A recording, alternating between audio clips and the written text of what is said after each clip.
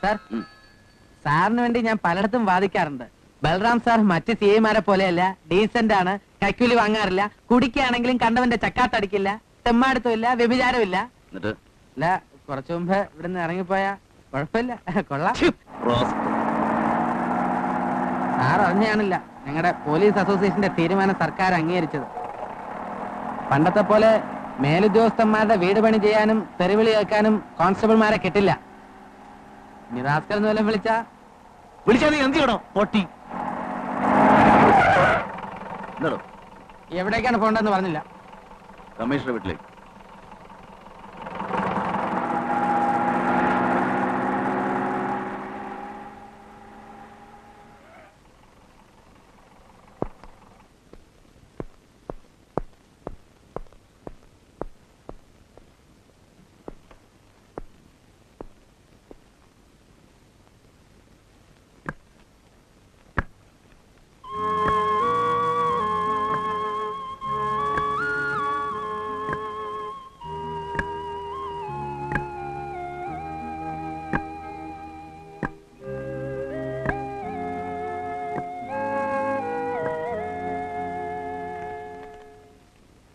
കാപ്പി എടുത്ത് വരൂ. കാപ്പിയും പലഹാരം എല്ലാം വെട്ടി വിഴുങ്ങിക്കോ. വിശപ്പിന് ഡ്രൈവറിനും ഇൻസ്പെക്ടറിനും കമ്മീഷനും എന്നുള്ള വ്യത്യാസമില്ല. രാവിലെ തൊട്ട് പ്രീതി നിന്നെ കാണാൻ വന്നിരുന്നോ? സർ, ആ പെണ്ണിന് വട്ടാണ്. പിള്ളയ്ക്ക് കള്ളക്കടത്തുകാരുമായി കണക്ഷൻ ഉണ്ടെന്ന് അറിഞ്ഞ മുതൽ ഞാൻ ആ ഫ്രണ്ട്ഷിപ്പ് വിട്ടു. പിന്നീട് വീട്ടിൽ വെച്ച് അയാളുടെ സ്വർണം പിടിച്ചപ്പോ ഞാൻ ഒറ്റുകൊടുത്തെന്നായി പരാതി. ഇപ്പോ കൊലയാളിയും. അന്നത്തെ റെയ്ഡിൽ കസ്റ്റംസ് കേസ് ചാർജ് ചെയ്തത് മറ്റൊരാളുടെ പേരിലായിരുന്നല്ലോ സർ. ഇവിടെ വാടക പ്രതികൾക്കാണോ ക്ഷാമം? കാശ് കൊടുത്താൽ ഏത് കുറ്റം ഏൽക്കാനോ ആളിനെ കിട്ടും. അവളുടെ ഭ്രാന്തിയായിട്ട് ഇറങ്ങിയാൽ നമ്മുടെ വഴി തെറ്റും. ഇത്ര അഡമന്റ് ആയിട്ട് പറഞ്ഞ സ്ഥിതിക്ക് നമ്മൾ തീരെ അവോയ്ഡ് ചെയ്താലും കുഴപ്പമില്ല സർ. അവൾ വല്ല പ്രൈവറ്റ് ഇൻവെസ്റ്റിഗേഷനും അപേക്ഷിച്ചാൽ then you proceed. Daily investigation report എന്നെ കാണിക്കണം. സർ. പാലുവിന് പ്ലേറ്റ് വയ്ക്കും. വേണ്ട സർ.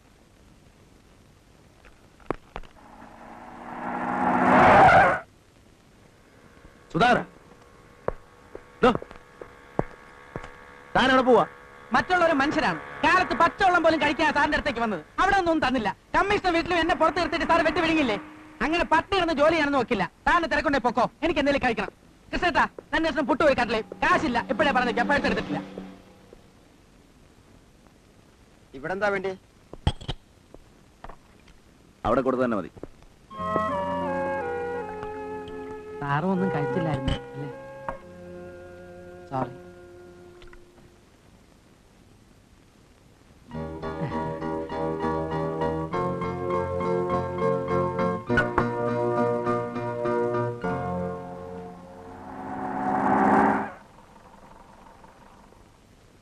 പ്രീതിയില്ലേ? ഉണ്ട് സാർ, വിളിക്കാം.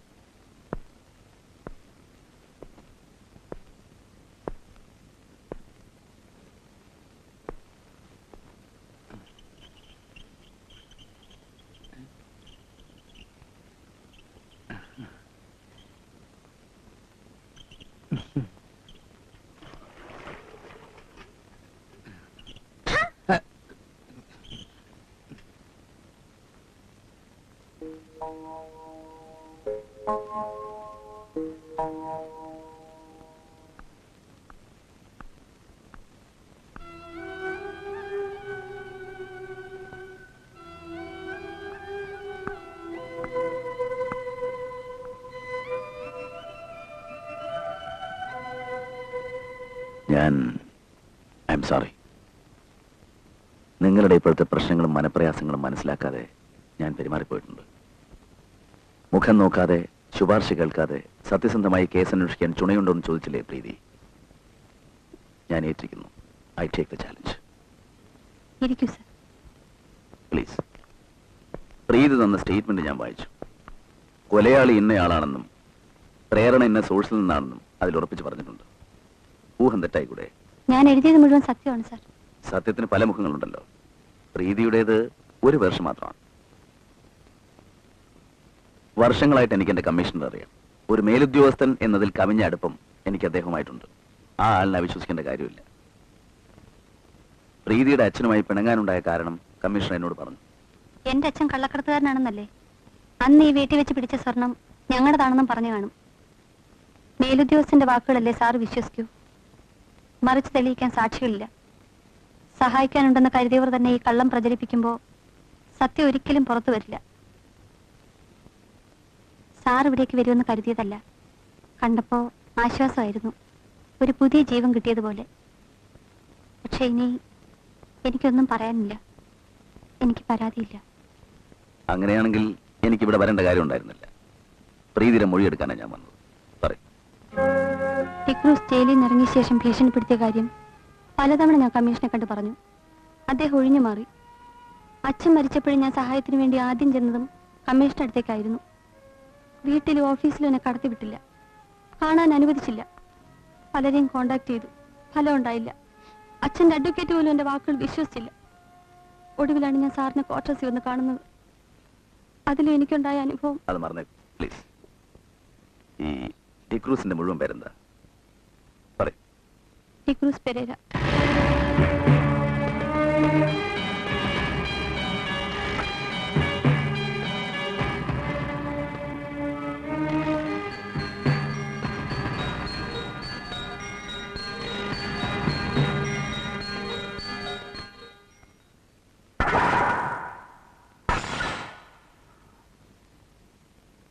അകത്തെങ്ങനെ, സുഖമാണോ? വാടാ.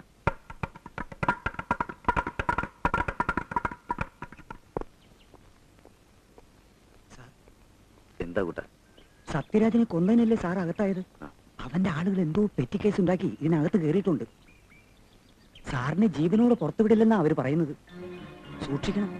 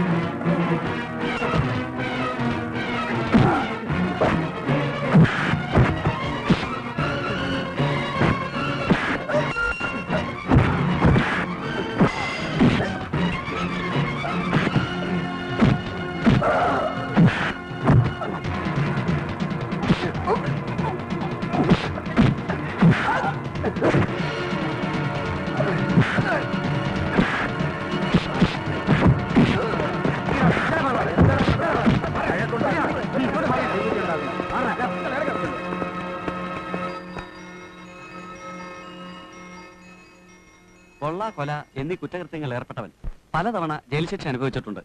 അതിൽ ചിലത് വലിയ കള്ളക്കടത്തുമായി ബന്ധപ്പെട്ടവയാണ്. ഈ പുള്ളി കുറ്റകൃത്യം കഴിഞ്ഞാൽ കടലിൽ ഒളിക്കുകയാണ് പതിവ്. വല്ലപ്പോഴും കരയിൽ വരും.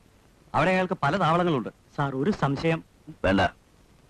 ഇവിടെ ഏതെങ്കിലും താവളം ഉമറിനറിയോ?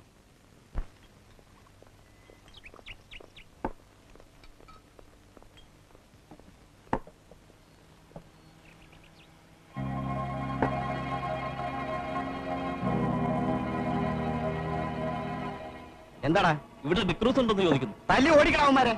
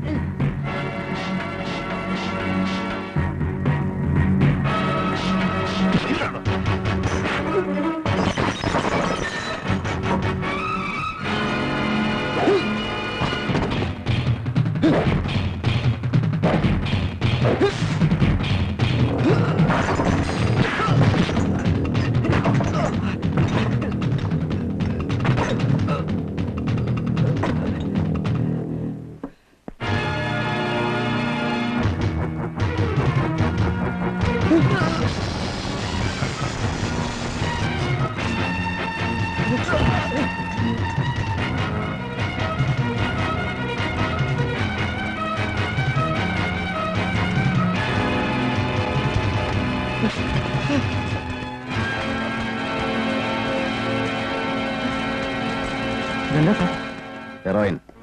അതിന് ഫോറിൻ മാർക്കറ്റിൽ കിലോവിന് 1 കോടിയിലേറെ രൂപ വിലയുണ്ടെന്ന് സഹദേവൻ അറിയാമോ? എന്തിനാ അവനെ അവിടെ കൊണ്ടിരുത്തി? വോട്ട് എടുക്കാൻ ഇത്ര സേഫായ സ്ഥലം വേറെ ഇല്ല. സേഫ്റ്റി. ഈ കടപ്പുറത്ത് നിങ്ങൾക്ക് സ്വാധീനമുണ്ടെന്ന് പറഞ്ഞു. മന്ത്രിമാർ വരെ നിങ്ങളുടെ പോക്കറ്റിലാണെന്ന് പറഞ്ഞു. എല്ലാം കഴിഞ്ഞില്ലേ? പണം നഷ്ടപ്പെടുന്നതിലല്ല, ഈ പൊടി വരുന്നത് എവിടുന്നാണെന്ന് പുറത്തറിഞ്ഞാൽ എല്ലാം തീരും. അങ്ങനെ വരില്ല മാഡം. എനിക്കൊരു അവസരം തരൂ, ഞാൻ ശരിപ്പെടുത്താം.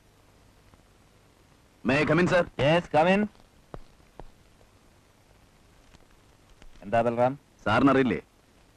ഓ, ഇന്നലെ നിങ്ങൾ പിടിച്ച ആ ഞൊണ്ടിക്കാൽ അയാളെ നാർക്കോട്ടിക് കൺട്രോൾ ബ്യൂറോയ്ക്ക് വിട്ടുകൊടുത്തു. അവരല്ലേ ഈ ഡ്രഗ്സ്? അതെനിക്കറിയാം. കൃഷ്ണ ജുവലേഴ്സ് മർഡർ കേസിന്റെ എൻക്വയറി എന്നിൽ നിന്നും മാറ്റി എന്തിനാണെന്നാണ് ഞാൻ ചോദിക്കുന്നത്.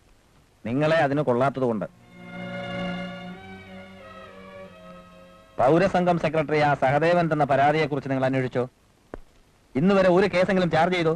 അന്വേഷിച്ചു. ചാർജ് ചെയ്യാത്തത് പരാതി കള്ളമാണെന്ന് എനിക്ക് ബോധ്യമായതുകൊണ്ടാണ്. അതിൽ പറയുന്ന പ്രധാന കുറ്റവാളി കുഞ്ഞിക്കോയ തങ്ങൾ സംഭവം നടക്കുന്നതിന് 1.5 മാസം മുമ്പ് ഹജ്ജിന് പോയിട്ട് അന്നത്തെ ആ ടണൽ അപകടത്തിൽ മരിച്ചു എന്ന് വിവരം കിട്ടിയിട്ടുണ്ട്. മറ്റൊരാൾ വെല്ലൂർ ആശുപത്രിയിൽ ബൈപ്പാസ് സർജറി കഴിഞ്ഞ് കിടപ്പിലാണ്. സഹദേവന്റെ വ്യക്തിവൈരാഗ്യം തീർക്കാൻ അയാൾ പോലീസിന് ആയുധമാക്കുകയാണ്. നമ്മളെന്തിന് വഴി കൊടുക്കണം സാർ? ഒരു കള്ളുമാറ്റുകാരൻ നാറിയുടെ താളത്തിനൊത്ത് തുള്ളുന്ന ചണ്ടികളാണോ പോലീസുകാര്? സമയവും സന്ദർഭവും നോക്കാതെ ആരോട് എന്തും പറയുന്ന തന്റെ ഈ വൃത്തികെട്ട നാക്ക് ആദ്യം അടക്കണം. കുറെയായി ഞാനിത് സഹിക്കുന്നു. ഒരു മേലുദ്യോഗസ്ഥന്റെ നിലവിട്ട് തന്നോട് അടുത്തതും സ്വാതന്ത്ര്യം അനുവദിച്ചതും it is just because of sympathy. സർവീസിൽ എനിക്ക് താൻ അനുഭവിച്ച കഷ്ടത ഓർത്ത്. വേണ്ട സാർ, ഈ തരത്തിലാണെങ്കിൽ സാറിന് സിമ്പതി എനിക്ക് വേണ്ട. എനിക്ക് വേണം. ജനങ്ങളുടെ, സർക്കാരിന്റെ. താൻ കള്ളവാറ്റുകാരനെന്ന് പുച്ഛിച്ച ആ സഹദേവന് നാട്ടിലും പാർട്ടിയിലും ഗവൺമെന്റിലുള്ള ഇൻഫ്ലുവൻസ് എത്രയാണെന്ന് അറിയോ എനിക്ക്? അയാളോട് പിണങ്ങി നാളെ ഈ കുപ്പായ ഊരി വെച്ച് വല്ല ഡിറ്റർജന്റ് ഫാക്ടറിയുടെയോ സിറാമിക് കമ്പനിയുടെയോ കാവൽപുരയിലേക്ക് പോകാൻ എനിക്ക് മനസ്സില്ല. മനസ്സിലായോ തനിക്ക്? സർ, അല്ലെങ്കിൽ കൃഷ്ണ ജുവലേഴ്സ് കൊലക്കേസ് അന്വേഷണം മാറ്റിയതിൽ താൻ എന്തിനിത്ര എക്സൈറ്റഡ് ആവുന്നു? ആ പിള്ളയുടെ മകളുമായി അടുക്കാനുള്ള അവസരം ഞാൻ മുഖാന്തരം നഷ്ടപ്പെട്ടുകൊണ്ടാണോ? Sir, you may go. Sir എനിക്ക് യു ഗെറ്റ് ഔട്ട്.